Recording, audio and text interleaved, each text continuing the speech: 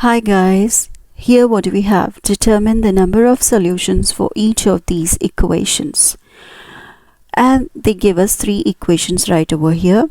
And before I deal with these equations in particular, let's just remind ourselves about when we might have one or infinite or no solutions. You're going to have one solution if you can, by solving these equations, come up with something like x equals to a, or it's like x equals to 5 or x equals to negative pi. But if you could actually solve for a specific x, then you have one solution. So you have one solution if you have something like this, if you come up with something like this. Now if you go and you try to manipulate these equations in completely legitimate ways, but you end up with something crazy like 3 equals 5, then you have no solutions. No solutions. And if you just think about it reasonably, all these equations are about finding an x that satisfies this.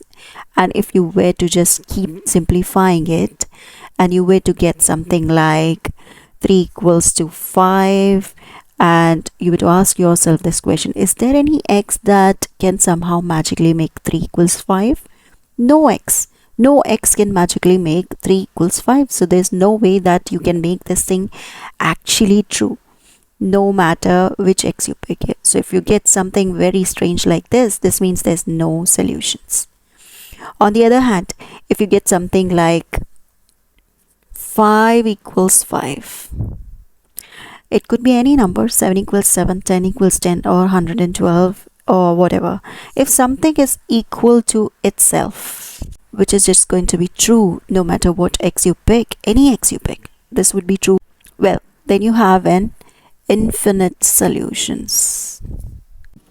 So with that as a little bit of primer, let's try to tackle these equations. So over here, let's say we have negative 7x plus 2 equals this.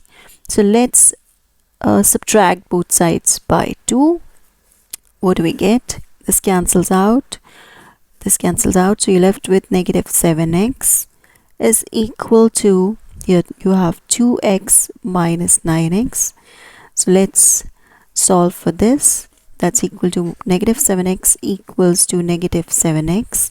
Now let's divide both sides by negative 7. Here it cancels out, so you're left with x is equal to x, and if you just put any number, that's 0 equals to 0. So you have come up with something like this: 0 equals to 0, and that's whenever a number equals to itself, it has infinite solutions. So for any x we pick, this equation is true, so it has infinite solutions. So this has infinite solutions. Now what about this? Let's see. Let's solve for this term here, 2x and negative 9x. That will make negative 7x plus 3 equals to negative 7x plus 2. Now just add both sides by 7x.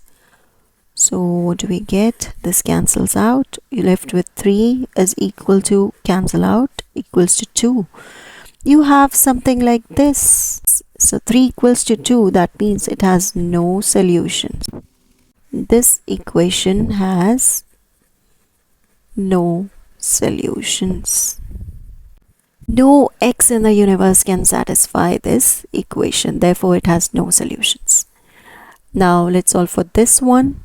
Take negative 3 on both sides.